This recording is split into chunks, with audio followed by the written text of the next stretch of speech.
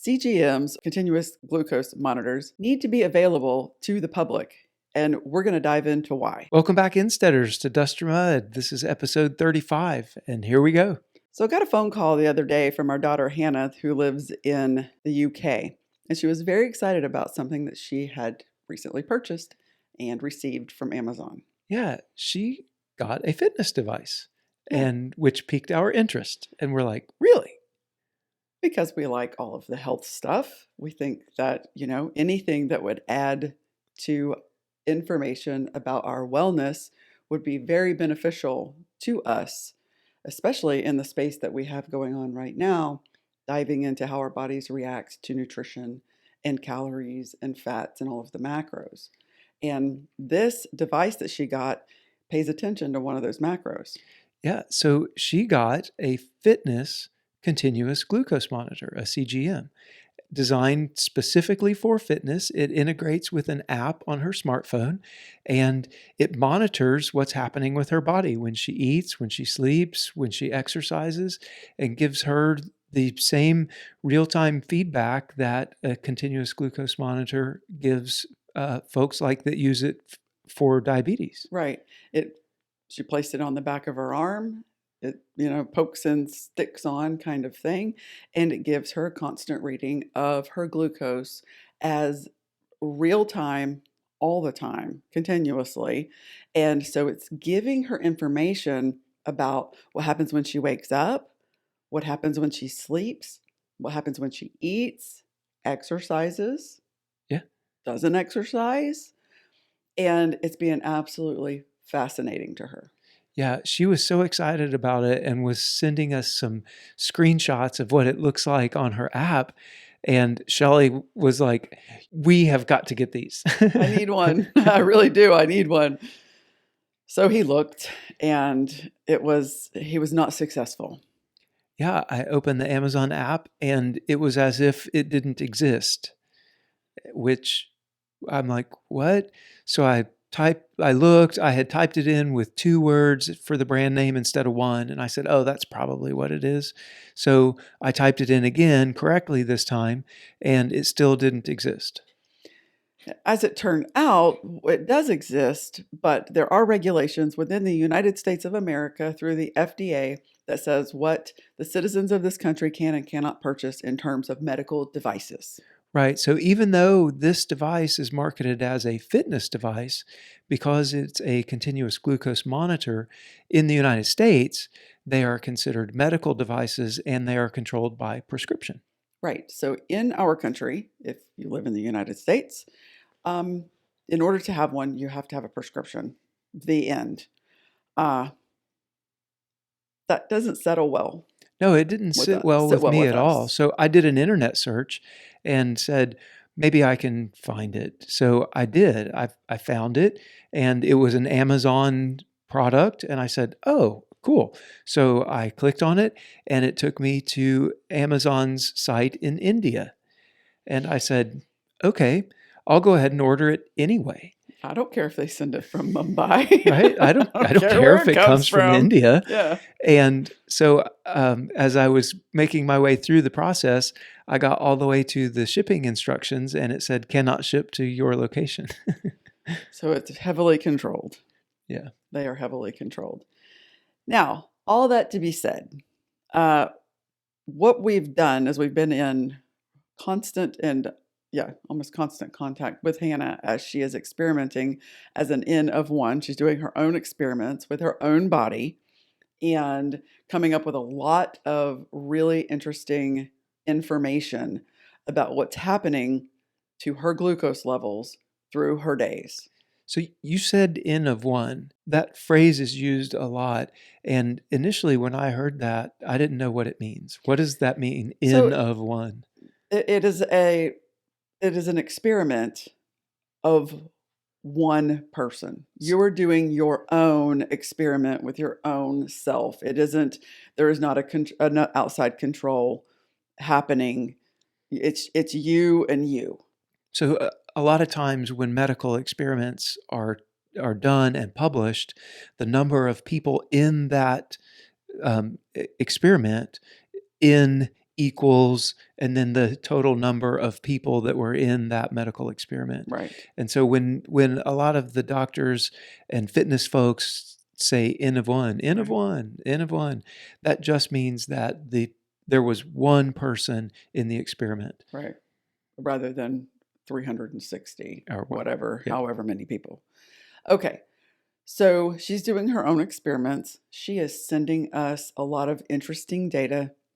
We very much want to do experiments on ourselves to see how different foods, keto type foods, I don't know that I'm going to go so far as to try out the standard American diet. I think that's pretty evident about what it does to our bodies. We all kind of see it. So, what we would like to know is what of the keto foods, what of the kind of different stevia and almond flour and the nuts they say we can eat, and what's the volume, and what does dairy do? So, I would like to personally know what that does to me. And I'm very interested in this whole net carb thing that is going on right now in the keto realm. We talked about it a few podcasts ago Right. as a potential for why you might be hung up in a keto journey, Hmm. especially if you're looking for weight loss. Right. So I'm very interested to look at some of those net carb type keto friendly foods to Hmm. see, uh, you know, what does that What's do? really going What's on the really going inside? on? Yeah. So, what we're going to do is continue to get information from Hannah about what's happening with her. We plan to give you guys some on screen actual data from her fitness device and give you the actual information of what she ate, when she ate it, and what was happening. She's a very fit person and her system works really well. So it's really going to give us some interesting information. And it's a young system because she's only in her 20s. So we can have that right now.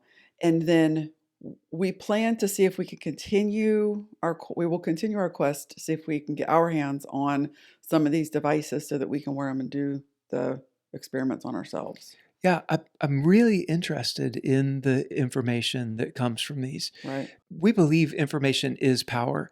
And there's one case in particular where Hannah saw what happened after she ate something and went immediately and threw it away. She said, I'm going to throw it away.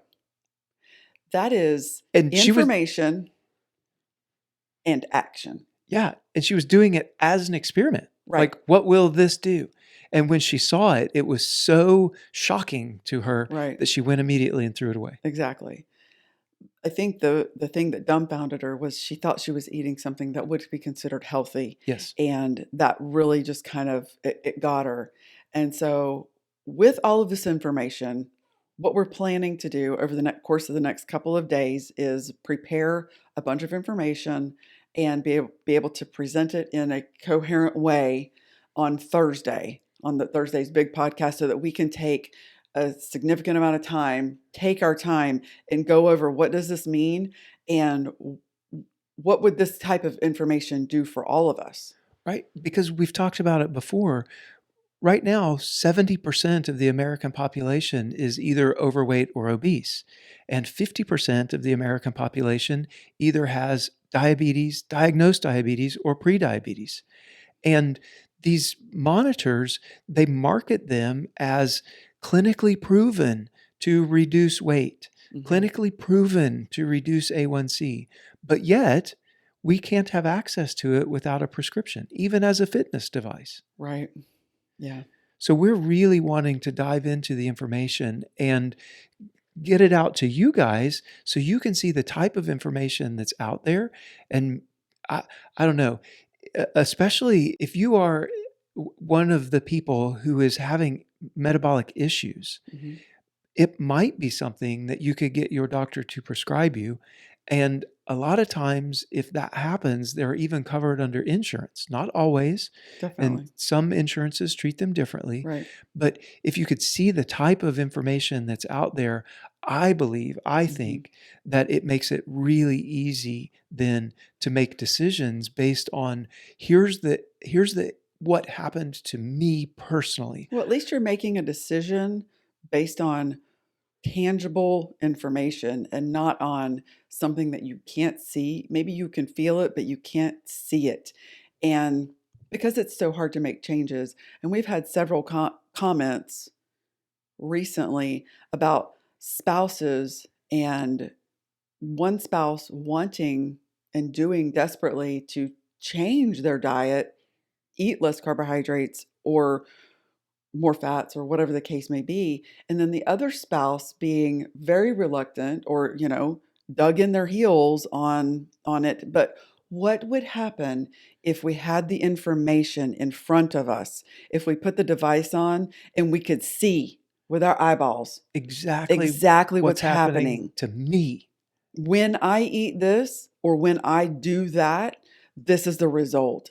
And a lot of times, just people being able to see something will change their mind. And I believe that we should all have equal, readily available access to these devices, period. Yeah. Now, before we go too far into that, let's just say on Thursday we're going to dive way into this, into the numbers, and we look forward to that. Yeah. I look forward to the comments. If you have a continuous glucose monitor, a CGM, we're really interested to hear from you and hear how it's working for you or not. That would be really cool. Yeah. How do you use it? What information are you getting from it? Has it changed your behaviors in what you eat, when you exercise? What has it done for you? That would be amazing. Yeah. Yeah. Okay. So we'll see you guys on Thursday to continue this conversation. And until next time, bye, y'all. Bye, y'all.